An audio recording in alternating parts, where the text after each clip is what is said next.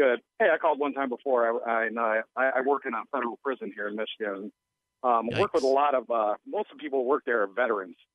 I'm a veteran myself, and what I've discovered since I've worked there, especially since the Gulf War, the first Gulf War, is literally probably about 95% of the guys that I work with that are veterans that have been overseas, that have been deployed, when they come back, they get coached by the VA on what symptoms that they should exhibit to get diagnosed with PTSD. And literally just about everyone that I work with that's a veteran gets at least $1,200 a month in disability from the government because they have PTSD.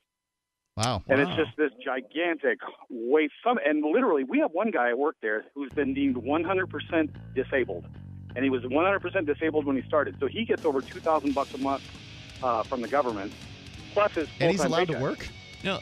It's weird. And he's allowed to work there, yeah. Doug, if you can hang on, I'd like to bring you back, keep the conversation going here, because it's interesting. It's kind of the reverse of some of the other things that have been claimed about the VA and PTSD, or the military and PTSD. I'll tell you more about that when we come back. Toll-free number, 855-450-FREE. This is Free Talk Live. You were calling because you work in a federal prison. You said most of the guys you work with are former military, as you are. You've heard that the VA, the Veterans Administration, has been giving military veterans instructions. Some of the doctors there have been giving them instructions on how to become qualified as a PTSD vet and therefore get a check from the government regularly in order to somehow pay for the treatment for said PTSD. It sounds like you're skeptical, Doug, of the validity of the claims of many of your coworkers as to them having PTSD. Yeah, well, they'll readily admit to you that they don't have PTSD at all. That it's basically it's a scam. It's fraud. They'll admit it, but yeah, it's fraud. And it makes me laugh because most of them are very staunch right-wing Republicans that talk all the time about the welfare state and how the Democrats are giving away all this money to the welfare state, and they're picking up a check every month from Uncle Sam, and they get it for the rest of their life. It's amazing how people can. Wrong with them. It's amazing how people can have this sort of dichotomy going on in their mind. They can be out on disability, but those welfare recipients, they're the bad ones. Or the welfare recipients that say, "My God, these people that are lying about their disabilities to get a check, I can't believe it." And it's amazing, and it smacks in many cases just sort of blatant racism. I can't tell for sure, though. Seems like it's an easy thing to rationalize, though. I mean, the people on welfare didn't serve, right? So these guys can say, "Hey, I served. I earned. They owe me." Yeah. Well, what they're doing though in this case is they're sort of dictating what they deserve as a pension, as opposed to, the pension that they signed up for. Right. Okay, so there's another side of this, though, Doug, and I'm not saying this some way discounts what you're saying. I believe that both of these things can be true. I think what you're saying is true, and what I'm about to tell you is also true, and that is that we've had people call in to talk about how the military or the VA or whoever it is actually trying to stop veterans and some veterans from getting benefits for PTSD, veterans that actually have PTSD, that they'll go in after their term to the VA and, "Hey, I've got PTSD," and then the VA doctors there at some of these locations are apparently telling them, well, after our analysis, no, it looks like you had the PTSD before. Yes, you have PTSD, but it looks like you had it before you joined the military, some childhood trauma or whatever. So because it happened before the military, we're not on the hook for paying for it. Wow. We've heard that too. What do you think of that? Yeah, I think what's probably happened is just recently, I think they've realized this thing has gotten so totally out of hand that they realize they're not going to be able to sustain it, and they're probably trying to back off somehow. Because really, I mean, after you start doing this, it's hard to stop.